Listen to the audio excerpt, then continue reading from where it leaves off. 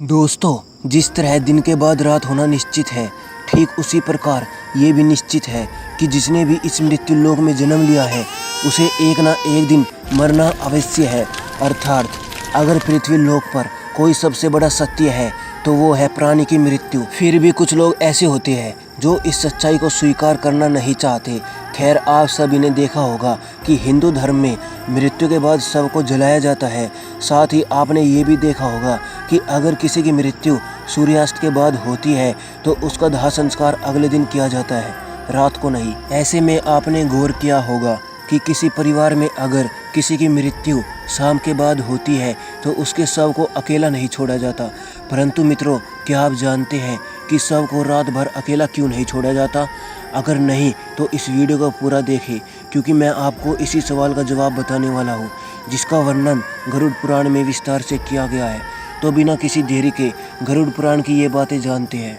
दोस्तों, हमारे धर्म में मृत्यु के बाद शव को अकेला क्यों नहीं छोड़ा जाता, ये बताने से पहले हम आपको ये बता देते हैं कि कब कब अथवा किन परिस्थितियों में शव का अंतिम संस्कार नहीं किया जाता या फिर कुछ समय के लिए टाल दिया जाता है।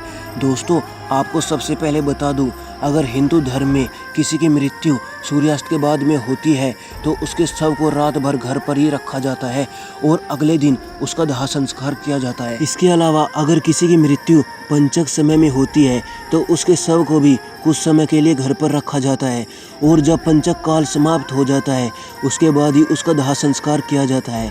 क्योंकि गरुड़ पुराण में बताया गया है कि अगर सूर्यास्त के बाद अथवा पंचक समय में किसी मृतक शरीर का दाह संस्कार किया जाए तो उसे मोक्ष की प्राप्ति नहीं होती।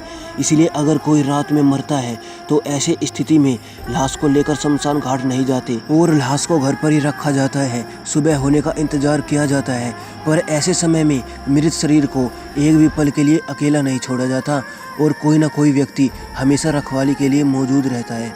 मृत शरीर को अकेला नहीं छोड़ने का सबसे बड़ा कारण है कि शव को यदि अकेला छोड़ दिया जाए तो हो सकता है कि कुत्ते और बिल्ली जैसे जानवर उसे नोच खाए। और गरुड़ पुराण की माने तो ऐसे में मृत आत्मा को भी यमलोक के मार्ग में ऐसी ही यातनाएं सहनी पड़ती है।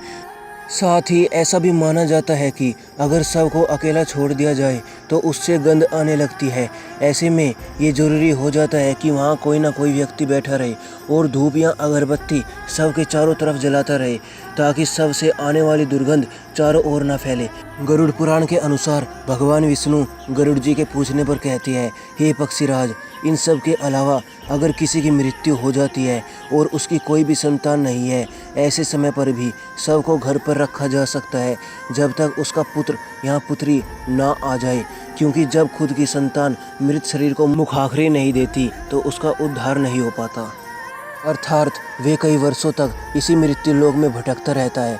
इसके बाद विष्णु जी बताते हैं कि अगर सूर्यास्त के बाद किसी मृत शरीर को जला दिया जाए, अर्थात उसका अंतिम संस्कार कर दिया जाए, तो वह मृत आत्मा असुर, दानव अथवा पिशाच की योनि में जन्म लेती है, जहां उसे कई तरह के कष्ट सहने पड़ते हैं। और यही वजह है हिंदू धर्म में रात को अंतिम संस्कार करने से मना किया गया है।